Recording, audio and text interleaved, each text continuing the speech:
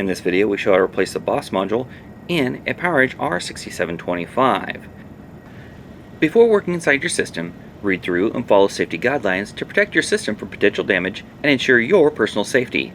For more information about safety guidelines, see the service manual at dell.com/support.